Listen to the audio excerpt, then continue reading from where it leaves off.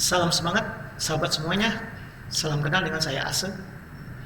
Kali ini kita akan bercerita tentang empati, cermin rasa, menguak nurani. Ada 3 cerita yang akan saya sampaikan pada kesempatan ini. Yang pertama adalah cerita tentang seorang lelaki kecil bernama Bintang. Yang kedua tentang seorang kakek renta penjual kangkung. Dan yang ketiga adalah seorang wanita milenial penjemput mimpi. Saya akan mulai cerita yang pertama tentang Bintang, lelaki kecil penjajah kue. Bintang adalah lelaki kecil yang bertemu dengan saya beberapa ratusan hari yang lalu. Ia adalah lelaki kecil yang menjajakan kue di sebuah tempat khusus bahasa Inggris. Minggu lalu saya melihat Bintang duduk di anak tangga ke-11 dari 11 anak tangga di kursus tersebut. Mengapa ia duduk di anak tangga ke-11? Karena disitulah tempat yang paling strategis untuk tempat lalu lalang orang menuju tempat kursus, sehingga dia berharap akan banyak orang yang menoleh dan kemudian membeli kue yang ia jajakan. Minggu ini tentu saja Bintang tidak ada di tangga-tangga tersebut, karena minggu ini tempat kursus tersebut sedang tutup.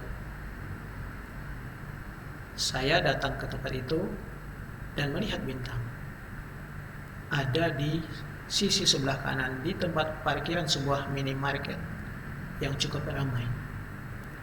Dan dari kejauhan saya melihat Bintang mendatangi mobil demi mobil, motor demi motor, dan beberapa orang yang berada di sekitar minimarket tersebut. Saya melihat ada seorang ibu dan seorang laki-laki. Ibu tadi memberikan uang 10.000, kemudian menerima uang kembalian, tapi kemudian dia kembalikan. Nampaknya ibu tadi baru tersadar, wah, uang 2.000 lebih baik saya kembalikan ke Bintang, saya sedekahkan untuk Bintang.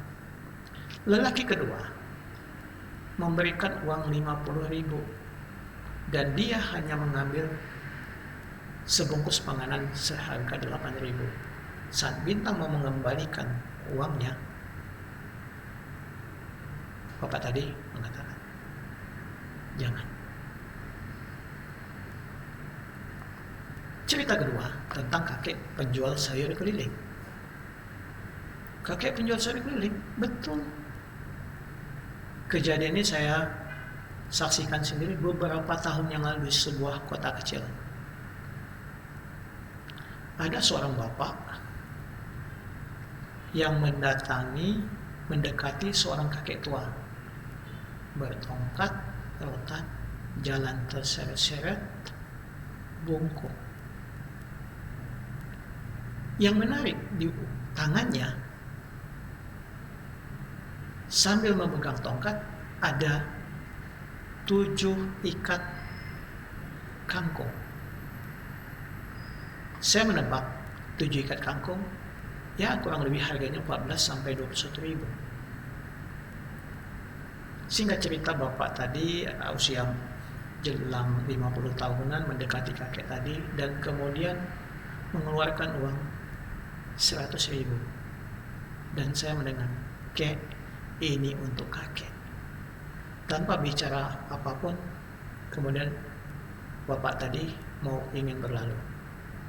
Kakek tadi kemudian mengatakan, "Sini nak, sini mendekat padaku. Kamu sudah bersedekah padaku. Terimalah 7 ikat kangkung ini sebagai pengganti uang." Bapak tadi katakan, "Tidak usah, Kek. Tidak usah. Uang 100.000 ini ikhlas untuk kakek." Kemudian kakek tadi menjawab, "Nak, izinkan di penghujung usiaku bersedekah sebagaimana dirimu bersedekah padaku. Terimalah dengan lapang, ikhlas, dan doakan untuk kebaikan sisa usiaku." Cerita ketiga tentang wanita milenial bernama Bunga. Bunga adalah milenial penjemput masa. seorang teman. Ia adalah seorang manajer di satu perusahaan. Suatu ketika dia juga bercerita padaku bahwa ada seorang anak buahnya, ada seorang karyawannya masih usia belasan, sudah bekerja di tempatnya pada posisi terendah. Saya tanyakan pada dia, mengapa kau terima ia? Bukankah usia belasan adalah saat-saat ia untuk menikmati kehidupan di bangku sekolah, di bangku kuliah, untuk menjemput cita-cita yang lebih besar? Ia katakan, tekad anak itu luar biasa sehingga saya tidak mampu menolak. Ia menulis kemudian di sebuah agendanya, dirimu terlalu muda nak untuk bergulat dengan gejolak dunia. Selayaknya wanita seusiamu bernyanyi ceria menambah cita-cita. Begitulah yang ia tuliskan dan ia tunjukkan dari agendanya kepadaku siang itu. Lantas apa esensi dari 3 cerita ini? Ikhlaskah? Saya tidak akan bercerita tentang ikhlas. Yang saya akan ceritakan adalah tentang empati. 3 cerita banyak makna. Namun satu kesamaan apa?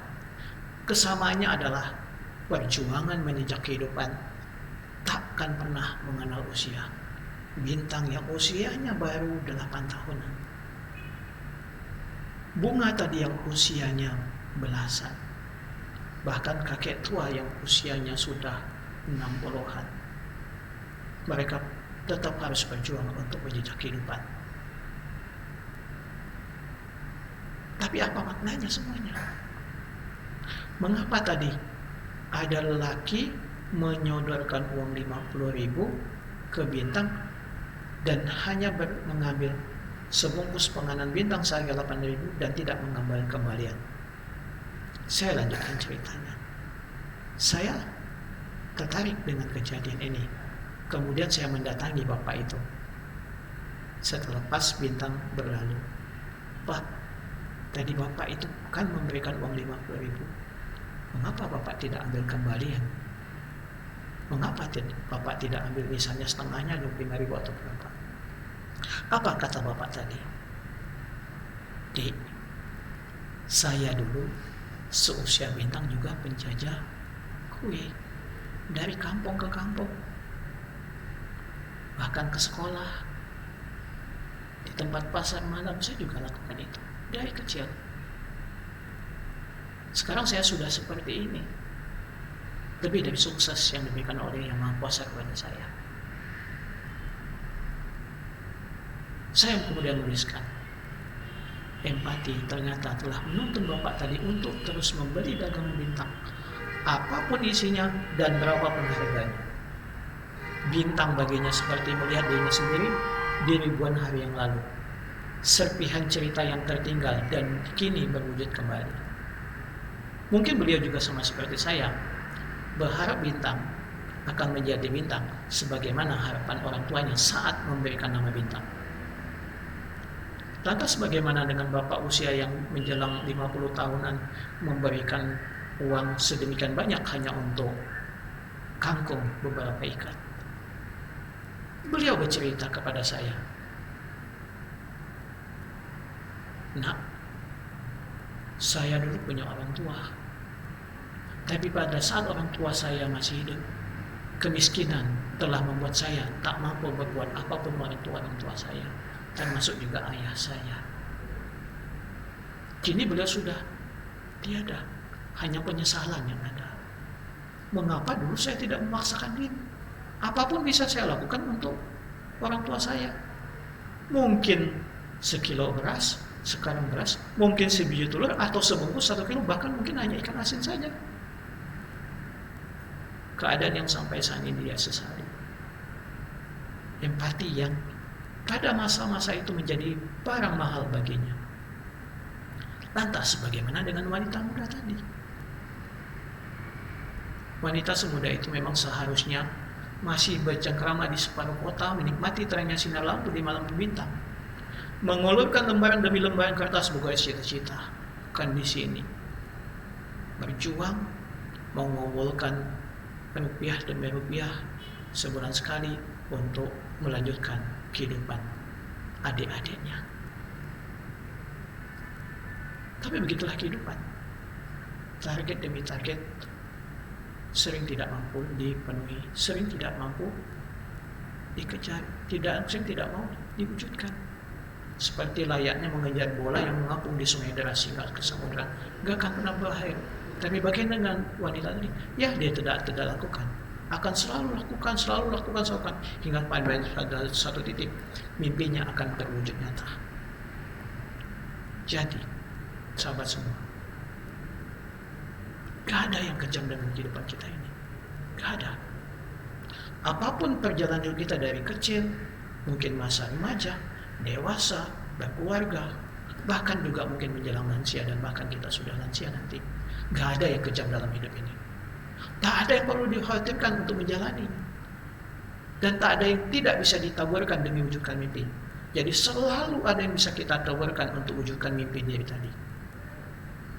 Yakinlah, satunya raga dengan pikiran, satunya pikiran dengan rasa, dan satunya rasa dengan impian. Ketiga hal inilah yang akan memastikan kita untuk terus mengasah empati menggolkan nurani. Asa di sini untuk kehidupan kita yang lebih baik. Terima kasih.